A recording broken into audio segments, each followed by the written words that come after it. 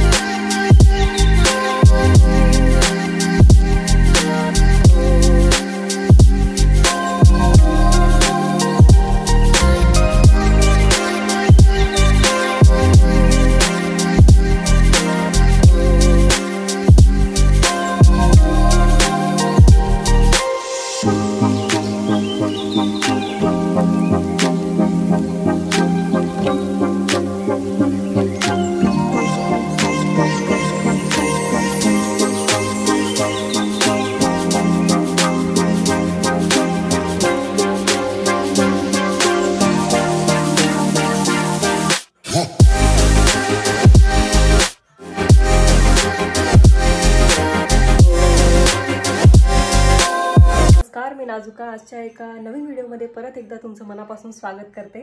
तर आज आहे 26 फेब्रुवारी, म्हणजे महाशिवरात्री. सगळ्यात आधी माझ्या आणि माझ्या परिवाराकडून तुम्हा सगळ्यांना महाशिवरात्रीच्या अगदी मनापासून शुभेच्छा. तर आज मी आहे कतारमध्ये, आज आहे मला ऑफ. तर जे लोक म्हणजे मला आधीपासून सबस्क्राईब करतात, माझे ब्लॉग बघतायत, त्यांना तर माहितीच असेल की मी आउट कंट्री राहते. त्यामुळे माझ्याकडे एवढं पण शिवलिंग वगैरे असं काही तर नाही आहे. फक्त मी एक छोटी गणपतीची सुपारी आणली, बस मी त्याचीच पूजा करते. तर मी विचार करते की मागच्या वेळेस जेव्हा मी पियुषला भेटायला गेली होती चेन्नईला, तेव्हा ते माती घेऊन आले होते, कारण मला तुळस लावायसाठी माती पाहिजे होती. तर त्यातली काही उरलेली माती आहे माझ्याकडे. तर चला, तर मग मी विचार करते की आज शिवलिंग बनवूया त्या मातीचं, आणि माझी पूजा पण होऊन जाईल. चला, तर सकाळचे सर्व कामं आटोपल्यात. नॉर्मली जे आपलं कपडे, आंघोळ करण्याचे काही असतं ते सर्व काही पूर्ण घर साफ करून झालं आहे. कारण काही असे मोजके दिवस असतात जेव्हा मी घरी असतो, तेव्हा मी हे सगळं क्लिनिंग वगैरे करणं प्रिफर करते. आणि आता शिवलिंग बनवायला घेऊयात. इथे मी माती घेतली एका प्लेटमध्ये. त्यानंतर थोड्या पाण्याने ती आधी थोडी ओलसर करून घेते, भिजवून घेते, म्हणजे बनवायला इझी जाईल. आजच्या दिवशी भरपूर जण वेगवेगळ्या ठिकाणी दर्शनासाठी जायच्या तयारीमध्ये असतील. पण कसं आहे ना, आउट कंट्रीमध्ये जेव्हा तुम्ही राहता तेव्हा थोडंफार तरी तुम्हाला ॲडजस्टमेंट करावंच लागतं. प्रत्येक सणाला प्रत्येक वेळी सुट्टी मिळते असं नाही आहे. पण कसं आहे ना, की इच्छा असली तर आपण काहीही करू शकतो. म्हणजे प्रत्येक गोष्टीमधला फक्त प्रॉब्लेमकडे लक्ष देण्यापेक्षा मी तरी सोल्युशनवर फोकस करण्यावर जास्त माझा प्रेफरन्स देते. कारण तुम्ही जर प्रॉब्लेमवर जास्त फोकस केलं तर तुम्हाला प्रत्येक गोष्टीत फक्त प्रॉब्लेम दिसून येतील. आणि जर त्यावर सोल्युशन काढायचा प्रयत्न केला तर हजारो मार्ग तुमच्यासाठी ओपन होतात. या गोष्टीवर तरी माझा विश्वास आहे. तर म्हणून मी विचार केला की जरी आपल्याला तिथे नाही जायला मिळालं, पण आपल्याकडे माती आहे, सर्व काही आहे, तर आपण घरीच बनवून त्याची पूजा तर करूच शकतो. म्हणून मग म्हटलं चला आज शिवलिंग बनवूया मातीचं. कसं आहे ना, कुठलाही देव तुम्हाला असं म्हणत नाही की तुम्ही नेमकं इथे येऊनच माझी पूजा करा किंवा मंदिरातच या. तो ज्याच्या त्याच्या विश्वासाचा भाग असू शकतो, पण ज्याला पर्यायच नाही आहे, ज्याच्याकडे ऑप्शन नाही आहे जायसाठी, ज्याचं जाणं होत नाही, तर त्यांना मला तरी असं वाटतं की दुरून जरी हात जोडले, तुम्ही कुठे का असे ना, जगाच्या कोणत्याही कोपऱ्यात का असे ना, तुम्ही तुमच्या पद्धतीनं मनापासून जर कशीही पूजा केली तरी त्याचं फळ तुम्हाला मिळतं. मला पहिलेपासूनच तसंही हँडीक्राफ्ट म्हणा किंवा अशा ज्या काही वस्तू आहे ज्याला आपण DIY करून बनवतो, तर हे बनवायला मला खूप आवडतं. पण कसं आहे ना, आता जॉबमुळे एवढं काही लक्ष द्यायला वेळ मिळत नाही, तेवढा टाईम पण राहत नाही. रेस्ट करायसाठीच वेळ पुरेसा मिळत नाही, तरी आता गोष्टी दूरच राहिल्या आता. त्यामुळे मला तरी असं वाटतं की मी थोडं करून तरी काहीतरी सुरुवात करायला पाहिजे, जेणेकरून माझी आवड पण तेवढीच जोपासल्या जाईल. नाहीतर या गोष्टी मी दिवसेंदिवस विसरत चालले असं वाटतंय मला आता.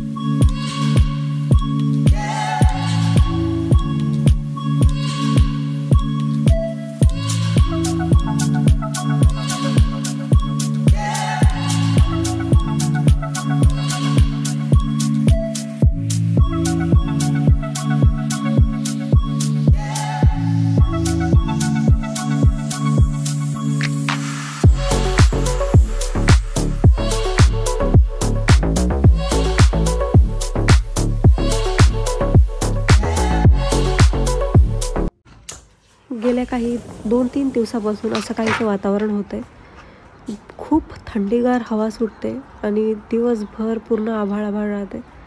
त्यामुळे ना म्हणजे व्हायरल इन्फेक्शन्स पण जास्त वाढत आहेत. सर्दी, ताप, बापरे! माझा तर ऑलरेडी गळा बसलेला आहे, त्यामुळे माझा आवाज पण चेंज झाला आहे. कारण सर्दी अजून पण काही माझी गेलेली नाही आहे. चला तर आता इथे मी साबुदाण्याची उसळ बनवायला घेते. शेंगदाणे वगैरे भाजून घेते आधी.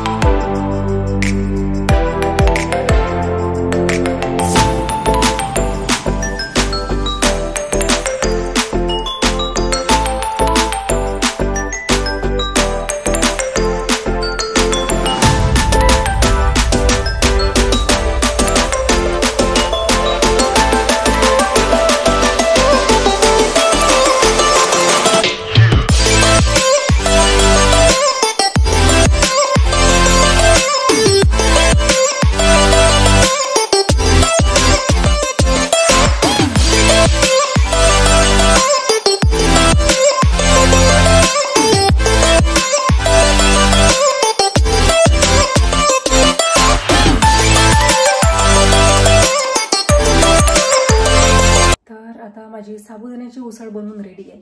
आता मी नैवेद्य दाखवते आणि नंतर मी पण नाश्ता करून घेते, कारण सकाळपासून मी काहीच खाल्लेलं नाही आणि आता खूप वेळ झाला आहे.